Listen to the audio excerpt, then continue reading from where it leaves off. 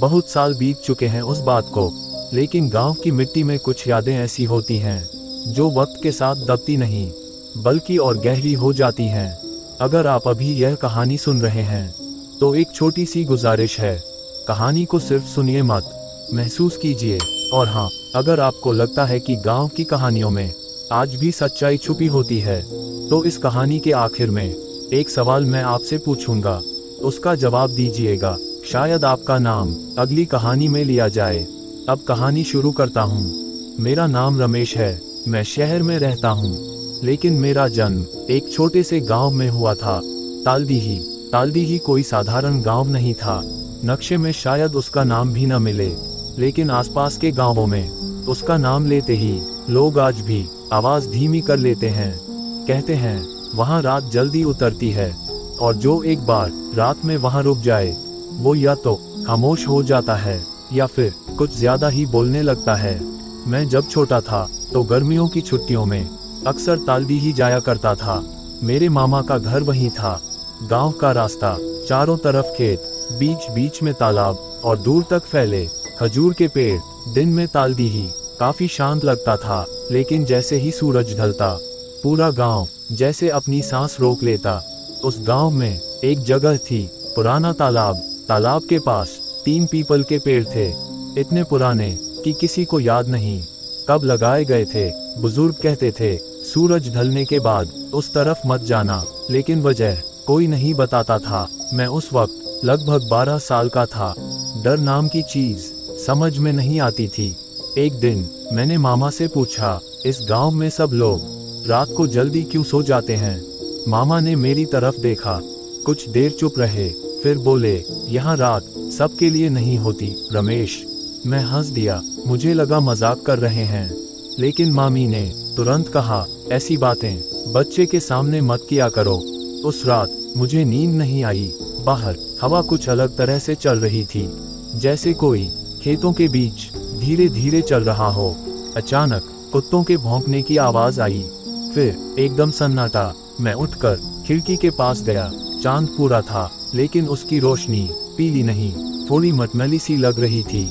और तभी मैंने देखा, तालाब की तरफ कोई खड़ा था, बहुत दूर नहीं, सिर्फ एक साया, ना हिल रहा था ना चल रहा था, बस खड़ा था। मैंने आंखें मली, फिर देखा, साया अब भी वहीं था। अचानक पीपल के पत्ते अपने आप हिलने लगे, हवा तेज हो गई और तभी मेरे कानों में एक आवाज आई, बहुत धीमी लेकिन साफ, रमेश। मैं पीछे मुड़ा, कमरे में कोई नहीं था। दिल जोर से धड़कने लगा। मैंने दरवाजा बंद किया, चादर ओढ़ ली, लेकिन उस रात मुझे नींद नहीं आई।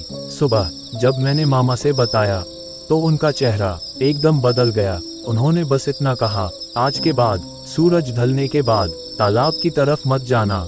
मैंने पूछा, क्यों?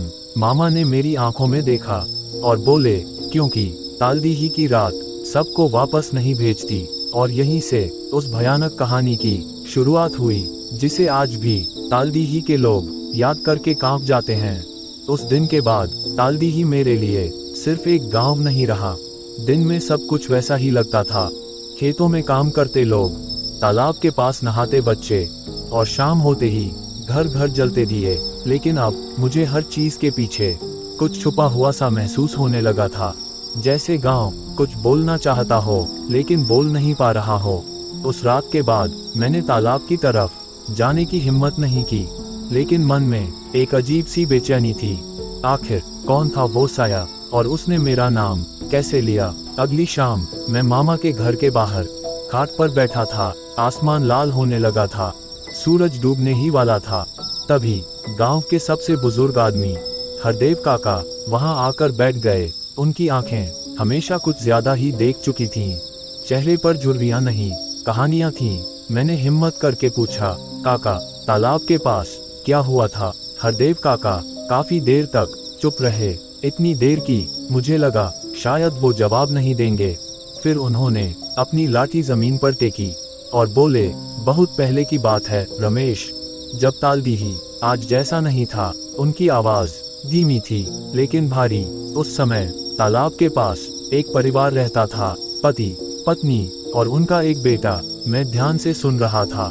वो लोग दूसरों से अलग रहते थे, ज्यादा बोलते नहीं थे। बस रात को उनके घर से अजीब सी आवाजें आती थीं। मैंने पूछा, कैसी आवाजें? हरदेव काका की आंखें तालाब की दिशा में चली गईं, जैसे कोई धीरे धीरे मिट्टी कुरेद रहा हो या जैसे कोई नाम लेकर बुला रहा हो। मेरी रीढ़ में ठंडक दौड़ गई। काका आगे बोले, एक रात पूरा गांव चीखों से जाग गया। जब लोग पहुंचे तो देखा वो घर खाली था। खाली?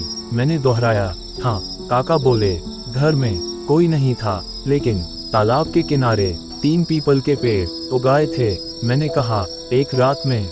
हरदेव काका मेरी तरफ देखे। कुछ चीजें एक रात में उगती हैं रमेश, और कुछ चीजें एक रात में मरती नहीं, बस बदल जाती हैं। उस दिन के बाद गांव में कोई भी रात में तालाब की तरफ नहीं गया। लेकिन कहानी यहीं खत्म नहीं हुई।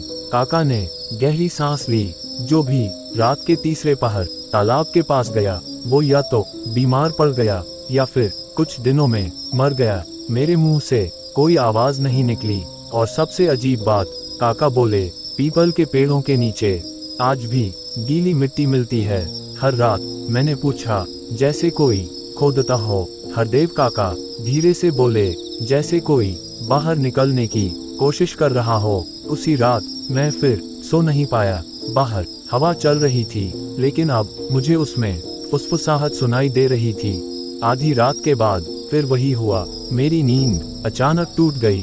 कान में एक आवाज आई, रमेश। इस बार आवाज ज्यादा पास थी। मैंने डरते हुए खिड़की से झांका, और जो मैंने देखा उसने मेरी सांस रोक दी।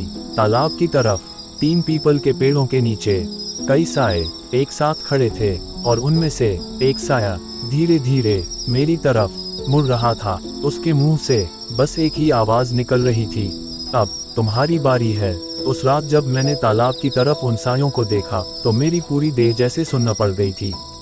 पैरों में जान नहीं थी कि भाग सकूं, और आंखों में इतनी हिम्मत नहीं थी कि उन्हें बंद कर सकूं। तीनों पीपल के पेड़ों के नीचे खड़े वो साए किसी इंसान जैसे नहीं लग रहे थे, बल्कि ऐसे लग रहे थे जैसे अंधेरे ने खुद इंसानी शक्ल ले ली हो। हवा उस वक्त बिल्कुल नहीं चल रही थी, फिर भी पेड़ों की पत्तियां अपने आप हिल रही थीं, मानो किसी अनदेखी ताकत के इशारे पर कांप रही हों। तालाब का पानी, जो दिन में हमेशा शांत रहता था, उस रात हल्की हल्की लहरें बना रहा था, जैसे भीतर से कुछ ऊपर आने की कोशिश कर रहा हो।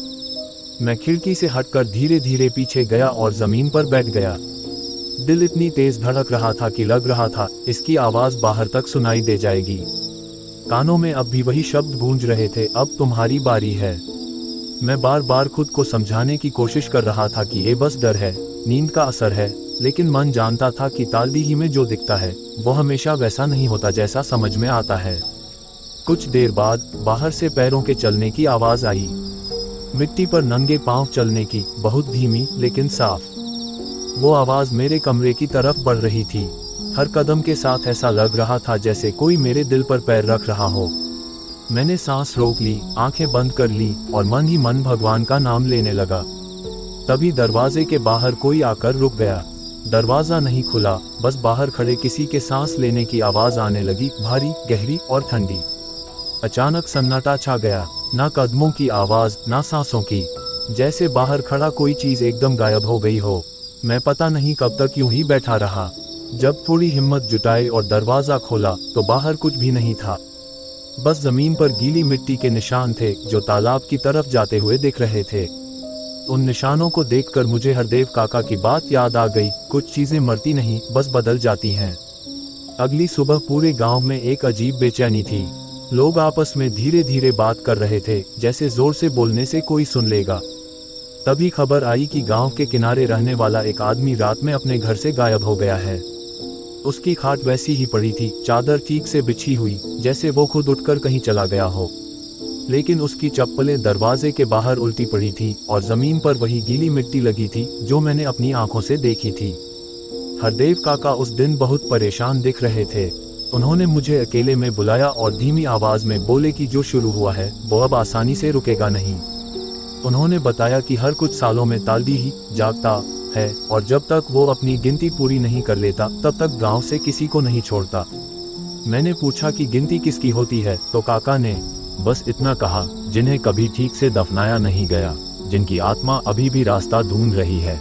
उस शाम सूरज डूबते ही गांव के ज्यादातर दरवाजे बंद हो गए, दियों की लौ कांप रही थी और हवा में एक अजीब सी सड़ांध फैलने लगी थी। मुझे लग रहा था जैसे तालाब से कोई अदृश्य चीज पूरे गांव को अपने घेरे में ले रही हो।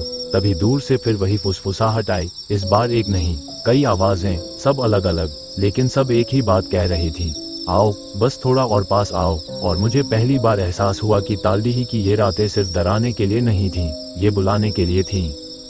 उस रात के बाद मुझे नींद नाम की चीज जैसे भूल ही गई थी। आंखें बंद करता तो वही तालाब दिखता, वही पीपल के पेड़ और उनके नीचे खड़े वो साए, जो अब मेरे लिए सिर्फ परछाइयां नहीं रह गए थे। सबसे डरावनी बात यह थी कि अब वो आवाजें सिर्फ रात में नहीं आती थीं। दिन के उजाले में भी, जब गांव की गलियों में लोग दिखते थे, तब भी कभी कभी मेरे कानों में कोई धीमे से मेरा नाम फुसफुसा देता। मैं पलट कर देखता, लेकिन सामने सिर्फ धूप में चमकती मिट्टी और अनजान चेहरे होते। तीसरे दिन हरदेव काका मुझे जबरदस्ती तालाब के पास ले गए। उन्होंने कहा कि अगर डर का सामना नहीं किया तो तालडीही खुद तुम्हें खींच लेगा। तालाब उस वक्त बिल्कुल शांत था, लेकिन उसकी सतह पर अजीब सा काला रंग तैर रहा था, जैसे पानी नहीं, कोई पुराना जख्म हो। काका ने बताया कि बरसों पहले इसी तालाब में गांव के कुछ लोग एक एक करके डूबे थे। किसी की लाश मिली, किसी की नहीं, और जिनकी लाश नहीं मिली वही आज भी यहाँ भटकते हैं। वो रास्ता ढूंढते हैं, लेकिन रास्ता उन्हें कभी मिलता नहीं। पीपल के पेड़ों के पास पहुंचते ही हवा अचानक ठंडी हो गई। सूरज अभी पूरी तरह डूबा नहीं था, फिर भी वहां अंधेरा गाढ़ा था। काका ने जमीन पर कुछ पुराने निशान दिखाए, अजीब से गोल घेरे, जैसे किसी ने बार बार एक ही जगह पर नंगे पांव घूमकर मिट्टी दबा दी हो। उन्होंने कहा कि यही वो जगह है जहां गिनती होती है। हर बार जब तालडीही जागता है तो ये आत्माएं यहाँ इकट्ठा होती हैं और तय करती हैं कि अगला कौन होगा। मैंने डरते हुए पूछा कि क्या इस बार गिनती में मेरा नाम है। काका ने मेरी तरफ देखा और उनकी आंखों में ऐसा डर था जो मैंने पहले कभी नहीं देखा था। उन्होंने कुछ नहीं कहा, बस मेरे कंधे पर हाथ रख दिया। उसी पल पीपल के पेड़ की शाखा अपने आप टूटकर जमीन पर गिर पड़ी। हवा में सड़ांध और गीली मिट्टी की बदबू फैल गई। तालाब की तरफ से पानी के हिलने की आवाज आई, जैसे किसी ने भीतर से दीवार पर हाथ मारा हो। उस रात गांव में पहला दिया बुझते ही चीख सुनाई दी। आवाज ऐसी थी मानो किसी ने सांस लेते लेते दम तोड़ दिया हो। लोग बाहर नहीं निकले, सब अपने अपने घरों में सिमट गए। लेकिन मैं जानता था कि ये चीख किसी इंसान की नहीं थी, ये किसी ऐसी चीज की थी जो बहुत समय से चुप थी और अब बोलने लगी थी। उसी रात फिर किसी का गायब होना तय था, और इस बार गांव के लोग भी ये सच मानने लगे थे। आधी रात को मेरे कमरे की दीवार पर अचानक गीले हाथों के निशान उभर आए। वो निशान धीरे धीरे फैलते गए, जैसे दीवार सांस ले रही हो। कानों में वही कई आवाजें गूंजने लगी, लेकिन अब वो फुसफुसा नहीं रही थीं। अब वो साफ बोल रही थीं, कह रही थीं कि मैंने देख लिया है, जान लिया है, और जो जान लेता है वो बच नहीं पाता। मेरे पैरों के पास जमीन ठंडी होने लगी और ऐसा लगा जैसे कोई नीचे से मुझे पकड़ने की कोशिश कर रहा हो। तभी हरदेव काका की आवाज बाहर से आई। उन्होंने चिल्लाकर कहा कि अगर मैं आज रात जिंदा रहना चाहता हूँ तो सूरज उगने से पहले तालाब का सच सबके सामने लाना होगा, नहीं तो अगली सुबह मेरी खाट भी खाली मिलेगी, चादर ठीक से बिछी हुई। उनकी आवाज कांप रही थी, जैसे वो जानते हों कि अब समय बहुत कम बचा है। और उसी पल तालाब की तरफ से एक भारी आवाज आई। पानी फटा और किसी चीज के बाहर आने की। मुझे समझ आ गया, तालडीही अब सिर्फ जागा नहीं था, वो बाहर आ रहा था। तालाब की तरफ से जो आवाज आई थी वो किसी पत्थर के गिरने जैसी नहीं थी। वो आवाज भारी थी, गहरी थी, जैसे पानी के नीचे कोई बहुत बड़ा सीना सांस ले रहा हो। पूरा गांव उस पल जैसे थम गया। कुत्तों का भौंकना बंद हो गया, झींगुरों की आवाज भी गायब। सिर्फ तालाब और उसकी सड़ांध भरी हवा। मैं डरते डरते बाहर निकला। हरदेव काका पीपल के पेड़ के नीचे खड़े थे, हाथ में पुरानी लालटेन जिसकी रोशनी कांप रही थी। उन्होंने इशारे से मुझे पास बुलाया। तालाब की सतह अब शांत नहीं थी, उसमें गोल गोल लहरें उठ रही थीं, जैसे कोई नीचे से ऊपर आने की तैयारी कर रहा हो। काका ने भारी आवाज में बताया कि आज आखिरी गिनती की रात है। अगर गिनती पूरी हुई तो तालडीही एक इंसान को अपने साथ हमेशा के लिए ले जाएगा। धीरे धीरे गांव के कुछ लोग भी वहां आ गए। कोई कुछ बोल नहीं रहा था, सबके चेहरे पर एक ही डर था कि आज नाम किसका आएगा। तभी तालाब के किनारे की मिट्टी अपने आप खिसकने लगी। पानी में से कुछ ऊपर उभरा। वो पूरा बाहर नहीं आया, लेकिन इतना दिख गया कि मेरी रूह कांप उठी। वो कोई इंसानी शक्ल नहीं थी, पर कभी इंसान रही होगी। सूजा हुआ चेहरा, खाली आंखों के गड्ढे और मुंह से निकलती धीमी कराह। हरदेव काका ने बताया कि ये वही लोग हैं जो सालों पहले गायब हुए थे। तालदीही उन्हें मारता नहीं, वो उन्हें बदल देता है। उनकी आवाज, उनकी यादें सब पानी में कैद रहती हैं। और जब गिनती पूरी होती है तो वो किसी जिंदा इंसान को बुलाते हैं ताकि अगली गिनती शुरू हो सके। अचानक मुझे महसूस हुआ कि वो सब मेरी तरफ देख रहे हैं। नहीं, आंखें नहीं थी उनके पास, लेकिन फिर भी मुझे पता था कि उनकी नजर मुझ पर है। हवा में मेरा नाम गूंजने लगा, एक बार, दो बार, फिर दर्जनों आवाजों में। मेरे पैर जैसे जमीन में धंस गए। तालाब की तरफ से एक हाथ बाहर निकला, काला, सड़ा हुआ और कीचड़ से भरा। तभी हरदेव काका मेरे सामने आ गए। उन्होंने चिल्लाकर कहा कि अगर आज सच नहीं बोला गया तो तालदीही कभी नहीं सोएगा। उन्होंने गांव वालों को बताया कि असली गलती किसकी थी। बरसों पहले गांव के ही कुछ लोगों ने लालच में तालाब की पूजा बंद कर दी थी और एक मासूम को इसमें धकेल दिया था। उसी रात तालदीही की शुरुआत हुई थी। भीड़ में खड़ा एक आदमी कांपने लगा। वही था जिसने सबसे पहले धक्का दिया था। जैसे ही उसका सच सामने आया, तालाब की लहरें और तेज हो गईं। वो सड़ा हुआ हाथ उसकी तरफ बढ़ा। आदमी चीखा, भागने की कोशिश की, लेकिन जमीन ने उसका साथ छोड़ दिया। सबके सामने वो तालाब में खींचता चला गया। पानी बंद हुआ और फिर सब शांत। कुछ देर बाद हरदेव काका जमीन पर बैठ गए। उनकी सांसें टूट रही थीं। उन्होंने कहा कि गिनती पूरी हो गई है, लेकिन कीमत बहुत भारी थी। तालदीही अब कुछ सालों के लिए सो जाएगा, पर हमेशा के लिए नहीं। जाते जाते उन्होंने मेरी तरफ देखा और बोले, तूने देखा है, अब याद रखेगा, अगली बार कहानी सुनाने वाला तू होगा। सुबह हुई। गांव में सब कुछ सामान्य लग रहा था, लेकिन तालाब का पानी अब और भी काला था और पीपल के पेड़ के नीचे एक नई गीली परछाई उभर आई थी। मुझे पता था ये अंत नहीं है। सुबह की रोशनी तालदीही में फैली जरूर थी, लेकिन वो रोशनी गर्म नहीं थी।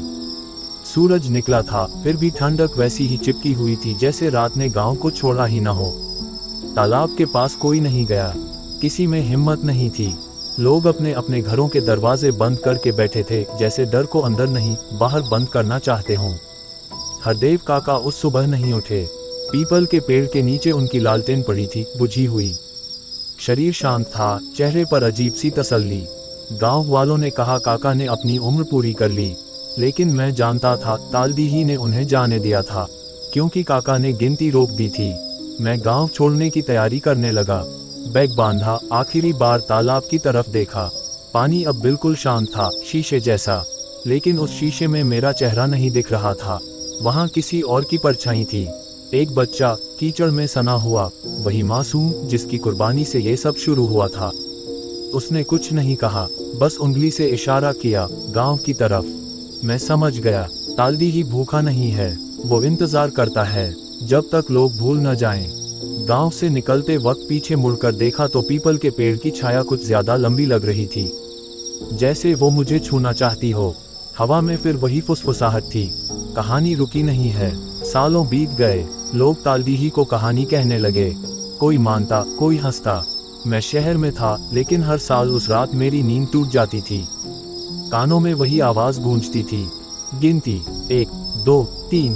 आज मैं ये कहानी सुना रहा हूँ, क्योंकि अब गांव से खबर आई है, तालाब में फिर से लहरें उठने लगी हैं, कुत्ते रात में रोते हैं और पीपल के नीचे एक नई परछाई दिखने लगी है। शायद गिनती फिर शुरू हो गई है। और अब सवाल तुमसे है, अगर कोई गांव अपनी गलती भूल जाए, तो क्या वो बुराई कभी सच में मरती है, या बस अगली रात का इंतजार करती है? अगर तुम्हें लगता है तुम जवाब जानते हो, तो अगली कहानी में तुम्हारा नाम लिया जा सकता है, क्योंकि तालदीही अभी जाग रहा है।